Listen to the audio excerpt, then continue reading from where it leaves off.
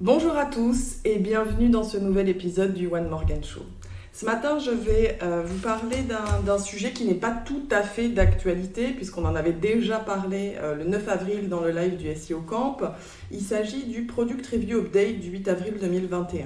Donc pour rappel, cet update visait précisément les produits et plus encore les comparatifs produits. On évoquait à l'époque les sites MFA, Made for Amazon, donc ces sites de comparatifs qui présentent des produits et renvoient sur les pages d'achat d'Amazon. Ces comparatifs, ils sont aussi présents sur un grand nombre de sites de presse comme Le Monde ou bfmtv.com. Donc quel est le but de ces guides d'achat? Donc c'est de présenter un comparatif produit qui renvoie via des boutons d'achat directement vers Amazon, la Fnac, Cdiscount ou Darty, les grands du e-commerce. Donc pourquoi est-ce que ces comparatifs produits sont dans le viseur de Google? Tout d'abord parce qu'ils sont décriés depuis longtemps pour la mauvaise qualité des informations qu'ils contiennent.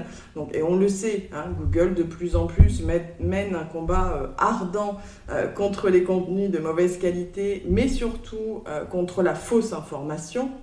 D'ailleurs, je vais évoquer rapidement une information, on va dire, d'actualité avec France Soir, donc, qui est dans le collimateur de Google depuis la diffusion sur France 2 de l'émission Complément d'enquête intitulée Fake News, la machine Afrique.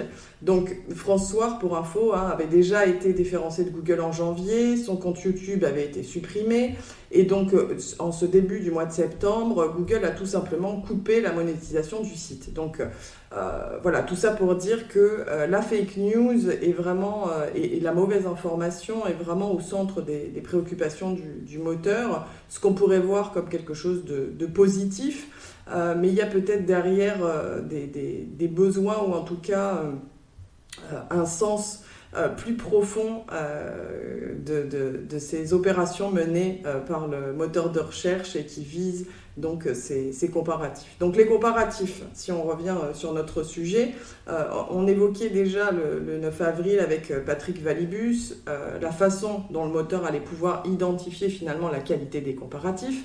On avait parlé des auteurs, donc de la capacité du moteur à identifier qui est l'auteur du comparatif et à trouver les auteurs, on va dire, d'autorité sur un sujet donné. Bon, quand il s'agit d'une cafetière, on a un petit peu là aussi quand même du mal à imaginer la véracité de la chose, mais bon, ou la pertinence. On avait parlé aussi des images en évoquant l'IA de reconnaissance d'images de Google qui est très avancée pour rechercher des images qui seraient uniques et qui n'auraient jamais été diffusées, images d'ailleurs photos ou vidéos. Et puis il y a peut-être un autre point qu'on n'avait pas évoqué à l'époque, ce sont justement les attributs qui sont demandés par le moteur qui évoquent quand même le besoin, on va dire, de publier sur ces sites et ces pages de comparatifs des listes d'attributs descriptifs avec des données sur les produits. Donc ça nous renvoie quand même de plus en plus aux données structurées et aux besoins du moteur, à ce qu'on lui prémâche finalement pas mal de travail sur les données descriptives, que ce soit la longueur, le poids. Il nous parle de consommation de carburant quand il s'agit d'une voiture, mais on peut imaginer comme ça des listes entières finalement d'attributs qui permettraient de décrire certains produits. Alors, dans un article du 2 juin sur Forbes, Bill Ready, qui est le responsable e-commerce Google, décrit le flux Google Shopping comme une plateforme plutôt que comme un détaillant ou une place de marché. Donc c'est une information intéressante parce que ça nous permet de comprendre finalement que le moteur dont on aurait pu envisager qu'il utilise finalement ces demandes et ce contenu demandé sur les comparatifs pour son flux Google Shopping se repositionne comme une plateforme et non plus comme une place de marché. Cette déclamation de Bill Ready, elle est renforcée par la fin du programme acheté sur Google, qui date du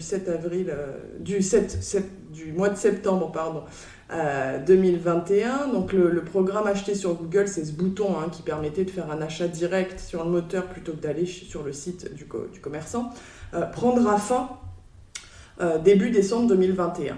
À la place de ça, Google va lancer un shopping graph, un modèle généré par l'IA qui a pour objectif de comprendre les produits, les vendeurs, les marques, les avis et la manière dont les attributs sont liés les uns aux autres. Donc là, on commence à percevoir quand même dans quel sens va le moteur et pourquoi cette mise à jour, cette product review. Il faut ajouter à cela le partenariat élargi annoncé depuis plusieurs mois par Google avec Shopify, et on se dit qu'il se trame très clairement quelque chose chez Google en matière de shopping et d'achat en ligne. Alors on le sait, aujourd'hui Amazon est la bête noire du moteur, puisque beaucoup d'achats sont réalisés finalement directement via Amazon sans passer par le moteur Google. Mais ce qui transpire derrière ces informations, je crois que c'est au-delà de ce que veut faire finalement le moteur, c'est son besoin actuel en data et en data uniformisée. On commence à parler d'entités nommées. On voit que le moteur a besoin qu'on l'aide à faire le lien finalement entre les sujets et les informations. Donc je crois que c'est vraiment le point important à retenir de cet update et des différentes déclarations qui ont été faites par la firme. C'est qu'on évolue quand même vers un web de plus en plus ponctué par de la data, parce qu'on le sait, le moteur a des problèmes à indexer l'ensemble des pages du web. Il a besoin de faire un tri. Il a pour ça des algorithmes qui sont de plus en plus performants et pertinents, mais il a quand même besoin qu'on l'aide un peu, et comme d'habitude, on va dire, le SEO va venir au secours du moteur en lui fournissant un maximum de data pour lui permettre d'indexer correctement les pages et les produits. Voilà, ce sera tout pour ce matin. Je vous souhaite un très bon dimanche et je vous dis à bientôt.